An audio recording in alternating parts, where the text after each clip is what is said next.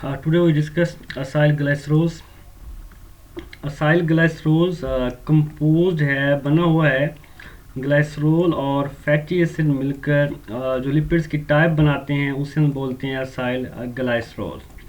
Fatty acids and glycerol ये दो मिलकर फॉर्मेशन करते हैं असाइल ग्लाइसरोल्स की।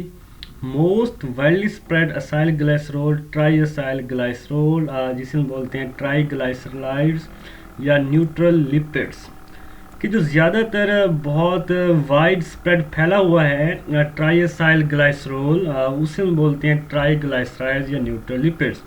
अगर हम केमिकली असाइल ग्लाइसरोल्स की डिफाइन देखें, asters of fatty acid and alcohol कि एस्टर बनाता है फैटी एसिड एंड अल्कोहल के साथ।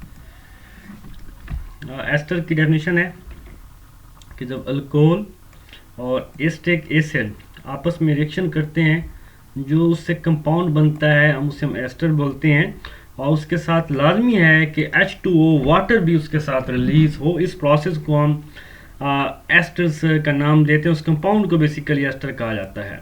एस्टर इज अ कंपाउंड, ऐसा कंपाउंड है जो प्रोड्यूस होगा रिजल्ट ऑफ केमिकल रिएक्शंस के केमिकल रिएक्शन होगा अल्कोहल और एसिड का। जब भी अल्कोहल और एसिड का रिएक्शन होगा तो वाटर मॉलिक्यूल रिलीज होगा और उस कंपाउंड को हम एस्टर्स का नाम देंगे।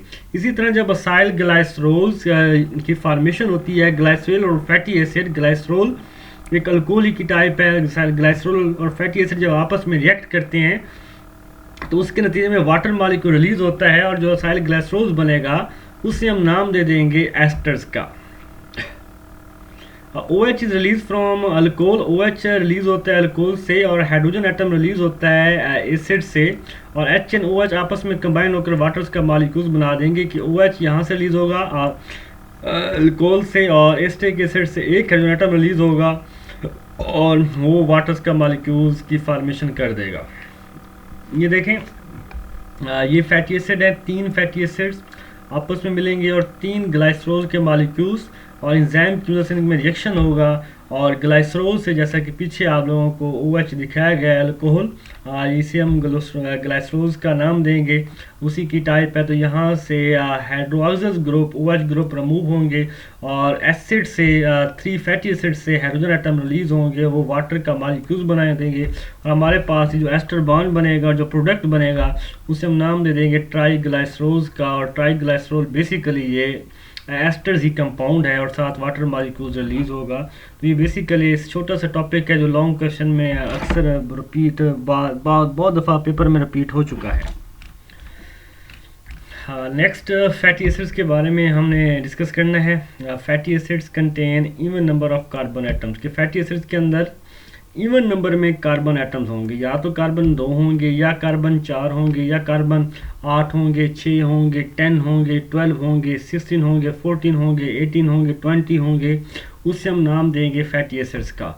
एक तो कार्बन नंबर इवन नंबर में हो और दूसरा ये है कि उसकी तादाद ना तो 2 से कम हो और ना ही 30 से या ज़्यादा हो, उसे हम फैटी एसिड्स का नाम देते हैं। इसमें स्ट्रेट चेन होती है जिसके साथ हाइड्रोजन एटम अटैच होते हैं और एंड के अंदर कार्बोक्सिल ग्रुप अटैच होगा। ये देखें, एक carbon number 1 hydroxyl group attach है, फिर carbon number 2, carbon number 3, carbon number 4।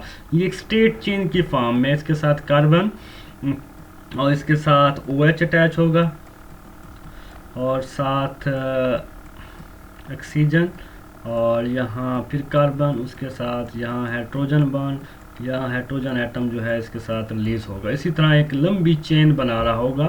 तो हम कह सकते हैं, हम इसमें कहेंगे कि फैटी एसिड इवन नंबर में है, कार्बन की तादाद 2 से 30 है और स्ट्रेट चेन में है, इसके अंदर हाइड्रोजन एटम अटैच होते हैं, एस्टिक ग्रुप अटैच होगा। इसके अंदर डबल बॉन्ड नहीं होगा, नो डबल बॉन्ड के इसके अंदर कोई डबल बॉन्ड नहीं होगा, तो ये सैचुरेटेड फैटी एसिड कहलाएगा। जिसमें डबल बॉन्ड हो उसे हम अनसैचुरेटेड फैटी एसिड बोलते हैं, जिसमें डबल बॉन्ड ना हो उसे हम सैचुरेटेड फैटी एसिड बोलते हैं। सैचुरेटेड का मतलब है कि उसमें मजीद किसी एटम्स की आने की गुंजाइश ना हो। Up to 6 double bond unsaturated fatty acids के इसके अंदर नो डबल बॉन्ड या up to 6 double bond unsaturated fatty acids. Animals fatty acid straight chain, animals के अंदर फैटी एसिड स्ट्रेट चेन में होते हैं, प्लांट्स के अंदर जो है वो ब्रांच चेन होते हैं या रिंग चेन में होते हैं। Solubility of fatty acid, organic solvents के अंदर फैटी एसिड सॉल्युबल होती हैं, इसका मेल्टिंग पॉइंट इंक्रीज होता जाता है जैसे इसके नंबर ऑफ कार्बन एटम्स की ये तादाद बढ़ती जाती है। पैल्मेटिक एसिड की कार्बन 16 है और मच सॉल्युबल है ऑर्गेनिक सॉल्वेंट्स के अंदर। ब्यूटारिक एसिड की कार्बन 4 है। मेल्टिंग पॉइंट ऑफ पैल्मेटिक एसिड 63.1 है और इसकी जो है -8.1 है। ये देखें carbon acetic acid 2, butyric acid 4।